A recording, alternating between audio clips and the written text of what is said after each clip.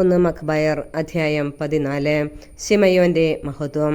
172 ആണ്ടിൽ ദെമത്രിയുസ് രാജാവ് ട്രിഫോയ്ക്കെതിരെ യുദ്ധം ചെയ്യാൻ ആവശ്യമായ സഹായം ഉറപ്പുവരുത്താൻ സൈന്യസമേതം മെദിയയിലേക്ക് പുറപ്പെട്ടു. ദെമത്രിയുസ് രാജ്യാതിർത്തി ലംഘിച്ചുവെന്ന് കേട്ട് പേർഷ്യയുടെയും മെദിയയുടെയും രാജാവായ അർസാക്കസ് അവനെ ജീവനോടെ പിടികൂടാൻ തൻ്റെ സൈന്യാധിപന്മാരിൽ ഒരുവനെ അയച്ചു. അവൻ പോയി ദെമത്രിയുസിന്റെ സൈന്യത്തെ തോൽപ്പിച്ച് അവനെ ബന്ധനസ്ഥനാക്കി അർസാക്കസിന്റെ അടുക്കൽ കൊണ്ടുവന്നു. അർസാക്കസ് അവനെ തടവിലാക്കി. ശിമയോന്റെ നാളുകളിൽ ദേശത്ത് ശാന്തിയുണ്ടായിരുന്നു. ജനക്ഷേമമാണ് അവൻ തേടിയിരുന്നത്. അവന്റെ ഭരണം അവരെ സംപ്രീതരാക്കി. അവന്റെ ജീവിതകാലം മുഴുവൻ അവർ അവനോട് ആദരം പ്രകടിപ്പിച്ചു. ജോപ്പായെ തുറമുഖമാക്കുകയും ദ്വീപുകളിലേക്ക് മാർഗം തുറക്കുകയും ചെയ്തുകൊണ്ട് അവൻ തൻ്റെ മഹത്വത്തിന് മകുടം ചാർത്തി. അവൻ രാജ്യാതിർത്തികൾ വിസ്തൃതമാക്കുകയും രാജ്യം പൂർണ്ണ നിയന്ത്രണത്തിൽ വരുത്തുകയും ചെയ്തു. അവൻ അസംഖ്യം തടവുകാരെ സമ്പാദിച്ചു. ഗസറായും ബെത്സൂറും കോട്ടയും അവൻ തൻ്റെ ഭരണത്തിന് കീഴിലാക്കുകയും അവിടെ നിന്ന് മ്ലേച്ഛതകൾ നീക്കിക്കളയുകയും ചെയ്തു. അവനെ എതിർക്കാൻ ആരും ഉണ്ടായില്ല. സമാധാനത്തോടെ അവർ നിലം ഉഴുതു. ഭൂമി ധാരാളം വിളവ് നൽകി. സമതലത്തിലെ വൃക്ഷങ്ങൾ അവയുടെ ഫലങ്ങളും. വൃദ്ധന്മാർ നിരത്തുകളിൽ കൂടിയിരുന്ന് തങ്ങൾക്ക് ലഭിച്ച നന്മകളെക്കുറിച്ച് സംസാരിച്ചു.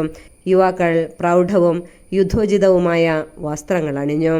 നഗരങ്ങളെ അവൻ പ്രതിരോധ സജ്ജമാക്കുകയും അവയിൽ ആഹാരം വിതരണം ചെയ്യുകയും ചെയ്തു. അവൻ്റെ ഖ്യാതി ഭൂമിയുടെ അതിർത്തികളോളം വ്യാപിച്ചു. അവൻ ദേശത്ത് സമാധാനം സ്ഥാപിച്ചതിനാൽ ഇസ്രായേൽ അത്യധികം ആഹ്ലാദിച്ചു. ഓരോരുത്തരും താന്താങ്ങളുടെ മുന്തിരിത്തോപ്പിലും അത്തിമരങ്ങളുടെ ചുവട്ടിലും ഇരുന്നു. അവരെ ഭയപ്പെടുത്താൻ ആരുമുണ്ടായിരുന്നില്ല. അവർക്കെതിരെ പടവെട്ടാൻ ദേശത്താരും അവശേഷിച്ചില്ല. അന്നാളുകളിൽ രാജാക്കന്മാർ തകർക്കപ്പെട്ടിരുന്നു. അവൻ ജനത്തിലെ എളിയവർക്ക് സംരക്ഷണം നൽകി. നിയമപാലനത്തിൽ ശ്രദ്ധിക്കുകയും നിയമനിഷേധകരെയും ദുഷ്ടന്മാരെയും നശിപ്പിക്കുകയും ചെയ്തു.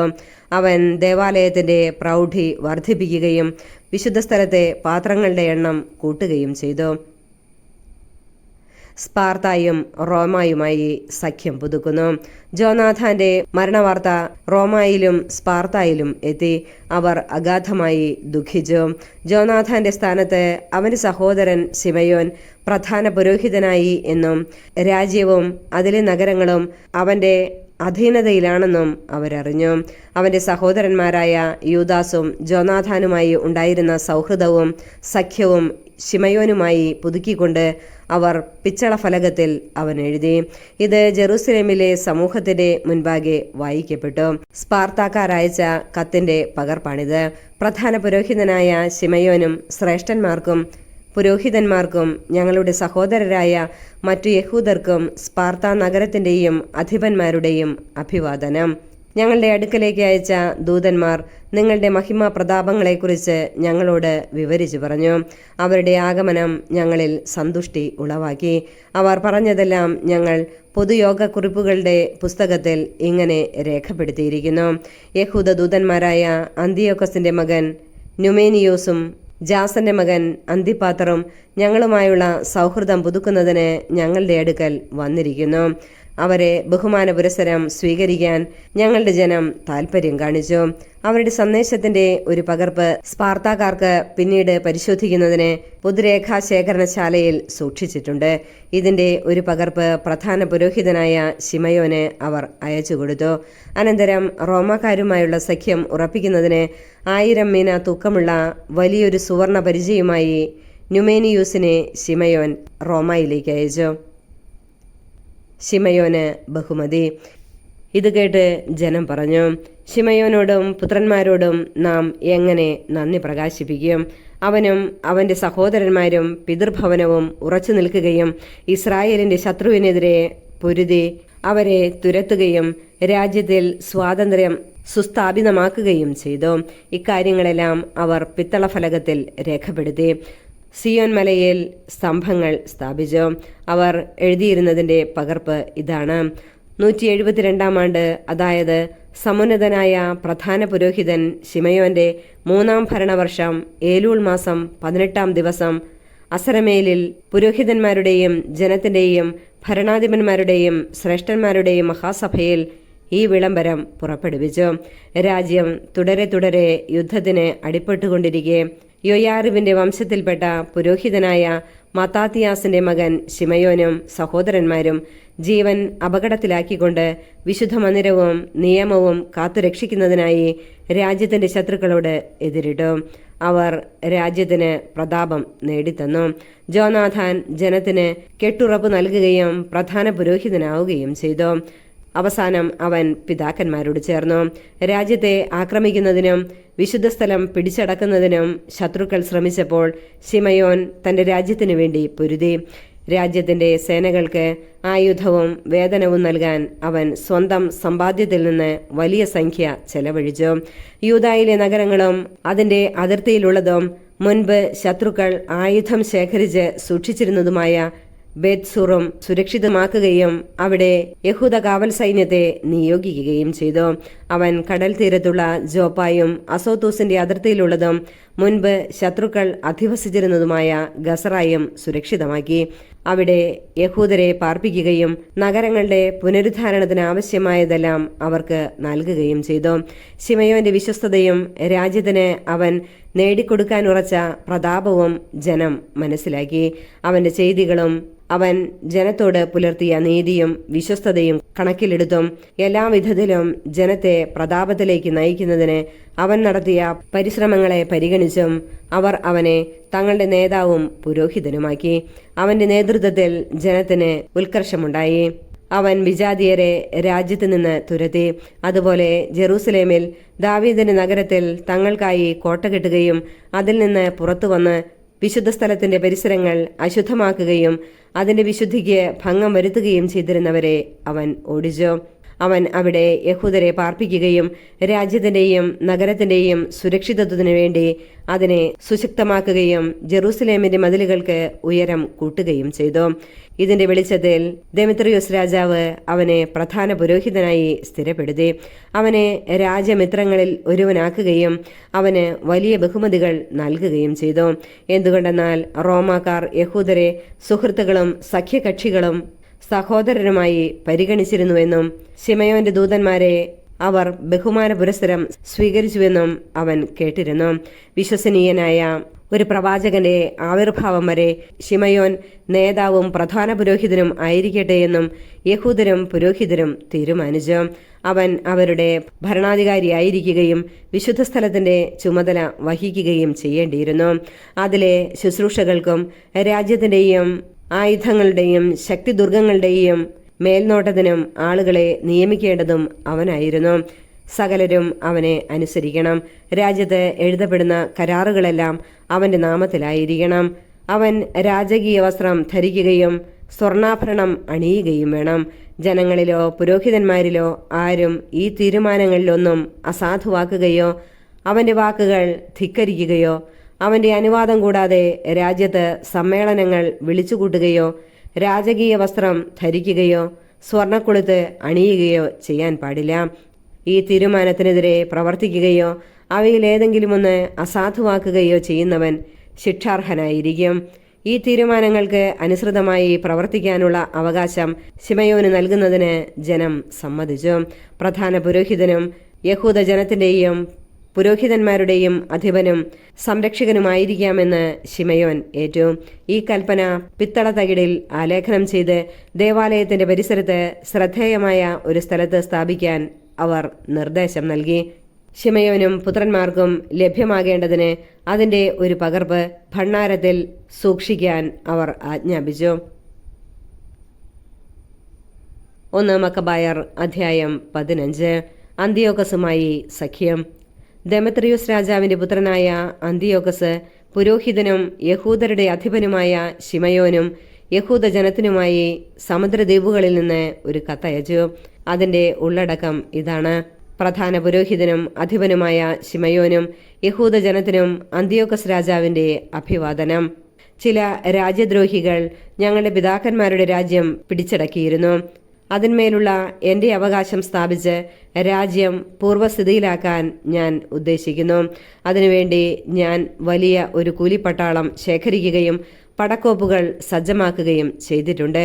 ഞങ്ങളുടെ രാജ്യം നശിപ്പിക്കുകയും അതിലെ പല നഗരങ്ങളും ശൂന്യമാക്കുകയും ചെയ്ത അവർക്കെതിരെ പൊരുതുന്നതിന് എൻ്റെ രാജ്യത്ത് എത്താൻ ഞാൻ തീരുമാനിച്ചിരിക്കുന്നു.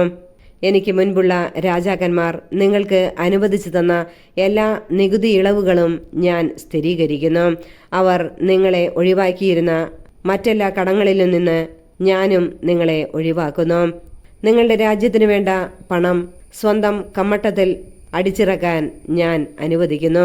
ജെറൂസലേമിനും വിശുദ്ധ സ്ഥലത്തിനും ഞാൻ സ്വാതന്ത്ര്യം തരുന്നു. നിങ്ങൾ സജ്ജീകരിച്ചിട്ടുള്ള ആയുധങ്ങളും നിങ്ങൾ പണിതീർത്തു കൈവശം വച്ചിട്ടുള്ള കോട്ടകളും നിങ്ങൾക്ക് തന്നെ ആയിരിക്കും. രാജഭണ്ഡാരത്തിലേക്ക് നിങ്ങൾ കൊടുത്തു വീട്ടേണ്ട കടങ്ങളും ഭാവിയിൽ ഉണ്ടായേക്കാവുന്ന അത്തരം കടങ്ങളും ഇതിനാൽ എന്നേക്കുമായി ഒഴിവാക്കുന്നു.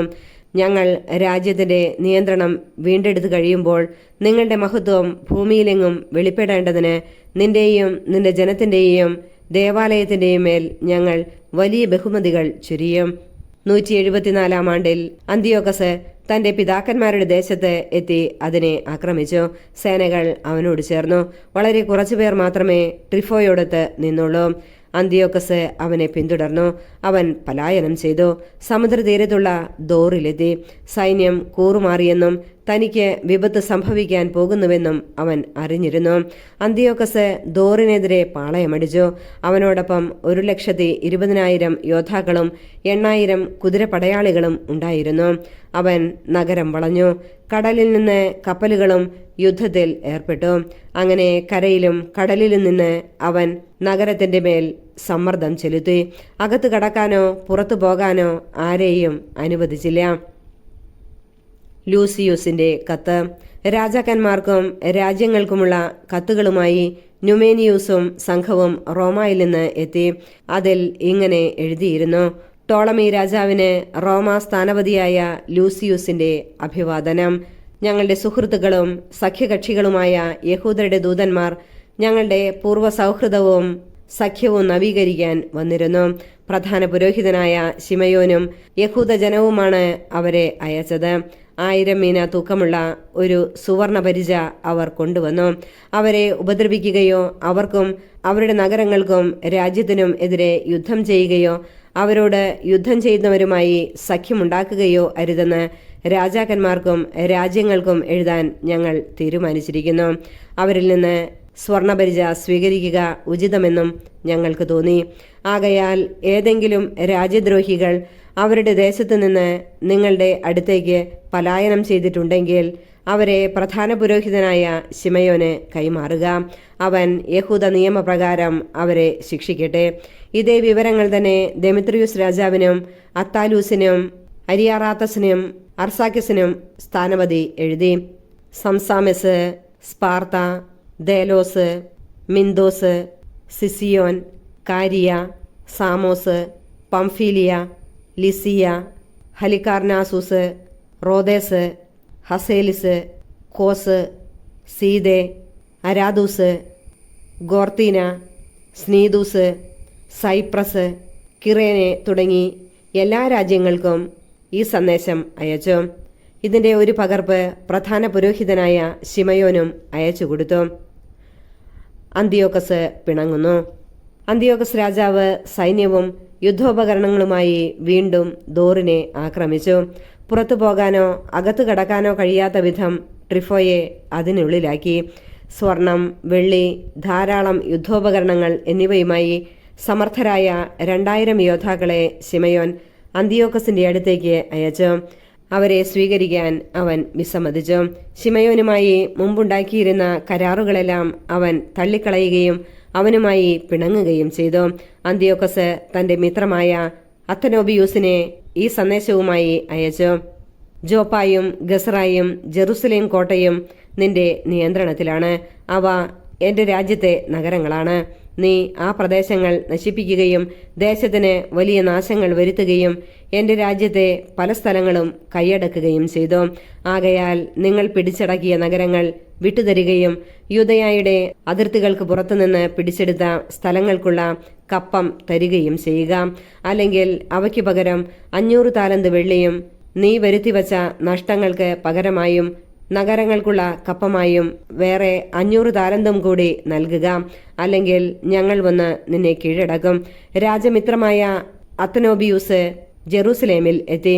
ശിമയോന്റെ പ്രതാപവും ഭക്ഷണമേശയ്ക്കരികെ തട്ടുതട്ടായി അടുക്കി വച്ചിരുന്ന സ്വർണ-വെള്ളി പാത്രങ്ങളും അവന്റെ സമ്പൽ സമൃദ്ധിയും കണ്ട് അവൻ വിസ്മയഭരിതനായി.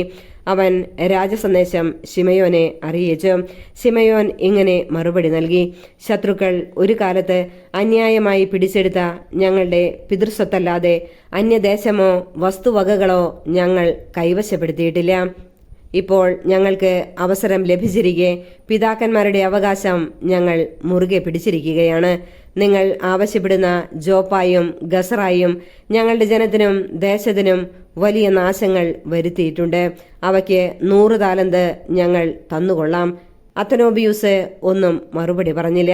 അവൻ ക്രോധത്തോടെ മടങ്ങി രാജസന്നിധിയിലെത്തി ഈ സന്ദേശവും ശിമയോന്റെ പ്രതാപവും താൻ കണ്ട എല്ലാ കാര്യങ്ങളും രാജാവിനെ അറിയിച്ചു.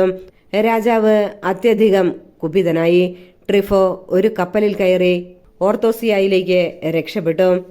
രാജാവ് സെന്തബേയൂസിനെ തീരപ്രദേശങ്ങളുടെ സൈന്യാധിപനാക്കുകയും അവന് ഭടന്മാരെയും കുതിരപ്പടയാളികളെയും നൽകുകയും ചെയ്തു. യൂദായ്ക്കെതിരെ പാളയമടിക്കാനും കെദ്രോൺ പുനരുദ്ധരിച്ച് കവാടങ്ങൾ സുശക്തമാക്കാനും ജനത്തിനെതിരെ യുദ്ധം ചെയ്യാനും രാജാവ് അവന് കൽപ്പന നൽകി.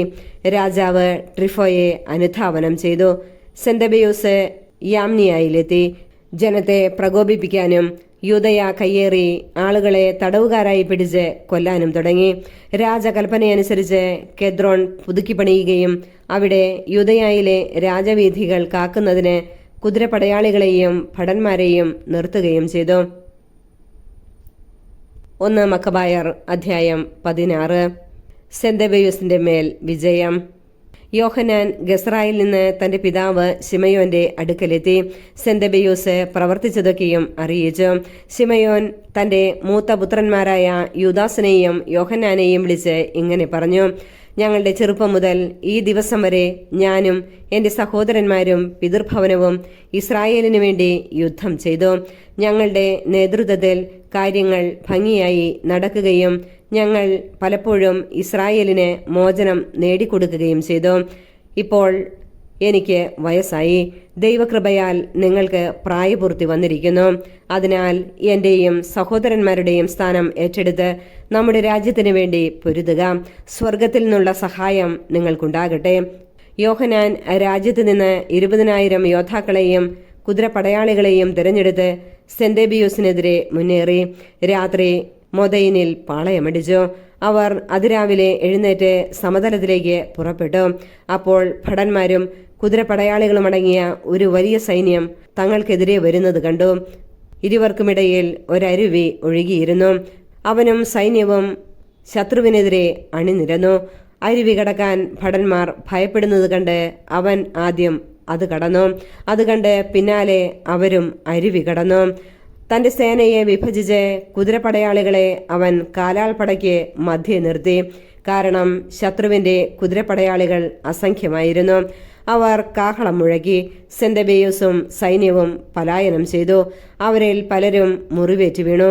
അവശേഷിച്ചവർ കോട്ടയ്ക്കുള്ളിൽ അഭയം പ്രാപിച്ചു. യോഹന്നാന്റെ സഹോദരൻ യൂദാസിന് മുറിവേറ്റു. എന്നാൽ യോഹന്നാൻ സെന്തബേയൂസിനെ അവൻ പണി കഴിപ്പിച്ച കെദ്രോൺ കോട്ട വരെ പിന്തുടർന്നു. അസോത്തോസ് വയലുകളിലെ ഗോപുരങ്ങളിലും അവർ അഭയം പ്രാപിച്ചു. യോഹന്നാൻ അത് അഗ്നിക്കിരയാക്കി. ഏകദേശം 2000 പേർ മരിച്ചു വീണു. യോഹന്നാൻ സുരക്ഷിതനായി യൂദയായിലേക്ക് മടങ്ങി. ശിമയോന്റെ മരണം. അബൂബസിന്റെ മകൻ ടോളമി ജെറീക്കോ സമതലത്തിന്റെ അധിപനായി നിയമിക്കപ്പെട്ടു. അവന് ധാരാളം സ്വർണവും വെള്ളിയും ഉണ്ടായിരുന്നു. പ്രധാന പുരോഹിതന്റെ ജാമാതാവായിരുന്നു അവൻ. അഹങ്കാരം പൂണ്ട് രാജ്യം കൈയടക്കാൻ അവൻ തീരുമാനിച്ചു. ശിമയോനെയും പുത്രന്മാരെയും നശിപ്പിക്കാൻ അവൻ ദുരാലോചന നടത്തി. അപ്പോൾ ശിമയോൻ രാജ്യത്തെ നഗരങ്ങൾ സന്ദർശിച്ച് അവിടുത്തെ ആവശ്യങ്ങളിൽ ശ്രദ്ധ പതിച്ചുകൊണ്ടിരുന്നു. 177 ആണ്ട് 11 മാസമായ ഷേബാത്തിൽ അവൻ പുത്രന്മാരായ മത്താത്തിയാസും യൂദാസുമൊത്ത് ജെറീക്കോയിലേക്ക് പോയി. അബൂബസിന്റെ പുത്രൻ താൻ നിർമ്മിച്ച ദോക്ക് എന്ന ചെറിയ കോട്ടയിൽ അവരെ വഞ്ചനാപൂർവം സ്വീകരിച്ചു. അവർക്ക് വലിയൊരു വിരുന്ന് നൽകി. തന്റെ ആൾക്കാരെ അവൻ അവിടെ ഒളിപ്പിച്ചു നിർത്തിയിരുന്നു. ശിമയോനും പുത്രന്മാരും കുടിച്ചുന്മത്തരായപ്പോൾ ടോളമിയും അവന്റെ ആൾക്കാരും ആയുധങ്ങളുമായി അടുത്ത് വിരുന്നുശാലയിൽ വെച്ച് ശിമയോനെയും ഇരുപുത്രന്മാരെയും ഏതാനും സേവകരെയും വധിച്ചു. അങ്ങനെ അവൻ വൻ ചതി കാണിക്കുകയും നന്മയ്ക്ക് പകരം തിന്മ പ്രവർത്തിക്കുകയും ചെയ്തു. ഈ വിവരങ്ങളെല്ലാം കാണിച്ച് ടോളമി രാജാവിന് എഴുതി. തന്റെ സഹായത്തിനായി സൈന്യങ്ങളെ അയക്കണമെന്നും നഗരങ്ങളും രാജ്യവും തനിക്ക് ഏൽപ്പിച്ചു തരണമെന്നും അവൻ അഭ്യർത്ഥിച്ചു. യോഹന്നാനെ നിഗ്രഹിക്കാൻ ഗസ്രായിലേക്ക് അവൻ ഒരു സേനാവിഭാഗത്തെ അയച്ചു. സ്വർണവും വെള്ളിയും സമ്മാനങ്ങളും സ്വീകരിക്കാൻ വരണമെന്ന് അഭ്യർത്ഥിച്ചുകൊണ്ട് അവൻ സേനാധിപന്മാർക്ക് കത്തുകൾ അയച്ചു. മറ്റൊരു വിഭാഗത്തെ ജെറൂസലേമും ദേവാലയഗിരിയും അധീനമാക്കാൻ അയച്ചു. ഗസ്രായിലുള്ള യോഹന്നാന്റെ അടുത്തേക്ക് ആരോ ഓടിച്ചെന്ന് അവന്റെ പിതാവും സഹോദരന്മാരും കൊല്ലപ്പെട്ടുവെന്നും അവനെ വധിക്കാൻ ടോളമി ആളയച്ചിരിക്കുന്നു എന്നും അറിയിച്ചു. ഇത് കേട്ട് അവൻ സ്തബ്ധനായി. തന്നെ നശിപ്പിക്കാൻ വന്നവരെ അവൻ പിടികൂടി വധിച്ചു. തന്നെ വധിക്കാനാണ് അവർ വന്നിരുന്നതെന്ന് അവന് അറിവ് കിട്ടിയിരുന്നല്ലോ. യോഹന്നാന്റെ മറ്റു പ്രവർത്തനങ്ങളും അവന്റെ യുദ്ധങ്ങളും ധീരകൃത്യങ്ങളും മതിൽ നിർമ്മാണവുമെല്ലാം പിതാവിന്റെ മരണത്തിനു ശേഷം അവൻ പുരോഹിതനായ നാൾ മുതലുള്ള പ്രധാന പൗരോഹിത്യത്തിന്റെ ദിനവൃത്താന്തത്തിൽ രേഖപ്പെടുത്തിയിട്ടുണ്ട്.